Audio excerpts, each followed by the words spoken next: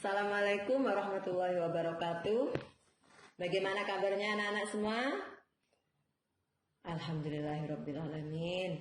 Semoga kalian selalu sehat walafiat, bahagia dan sejahtera. Amin. Baiklah anak-anak, pada hari ini, pada kesempatan ini kita akan belajar tentang perkembangbiakan generatif pada tumbuhan. Apa perkembangbiakan generatif itu? Ya, perkembangbiakan secara kawin. Nah, khususnya di sini pada tumbuhan atau tanaman Angiospermae. Masih ingat ya, apa tanaman Angiospermae itu? Nah, ini contohnya, salah satu contohnya bunga ini berasal dari tanaman Angiospermae. Ya, bunga apa ini ayo? Ya, ini contohnya bunga sepatu ya. Nah, kalau di Probolinggo, tumbuhan Angiospermae yang terkenal adalah, ya betul, mangga.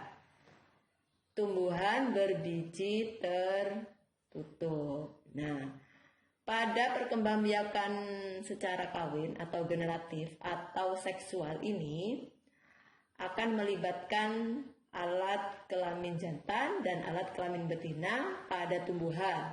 Terdapat di bunga. Nah, bagian-bagian bunga seperti pada gambar ini,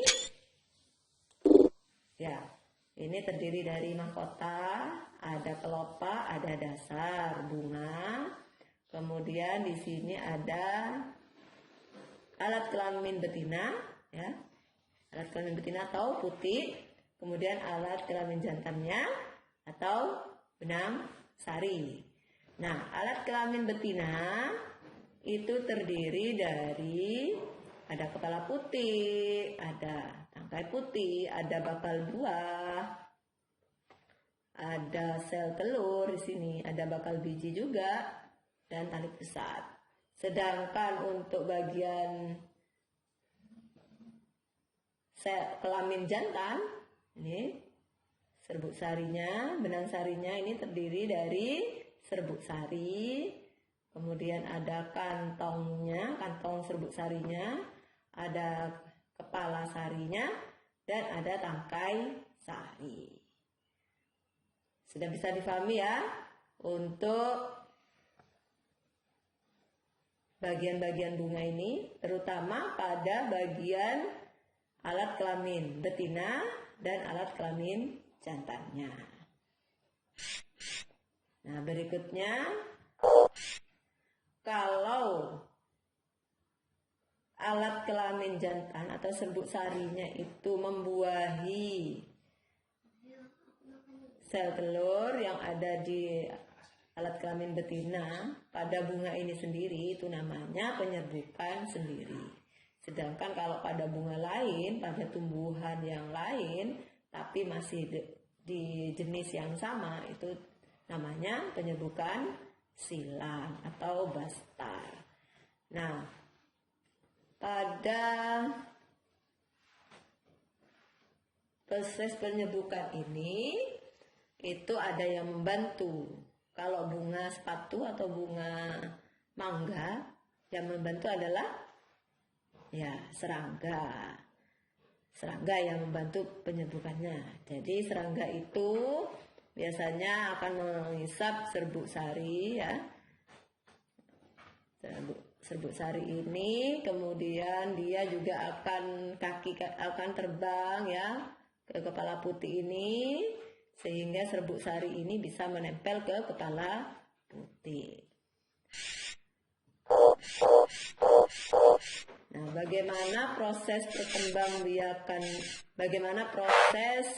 pembuahan atau penyerbukan yang selanjutnya? Nah, ini terjadi proses pembuahan pada tumbuhan biji. Maaf.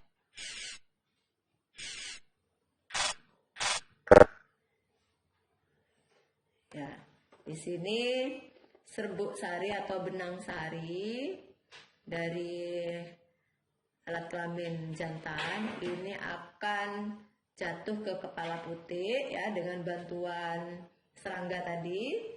Kemudian ketika jatuh ini di kepala putih, maka serbuk sari itu akan kemudian menuju ke sel telur dan menjadi zigot. Ya, secara sederhana seperti itu. Karena di dalam putih ini terdapat bakal biji juga, ada sel telur, jadi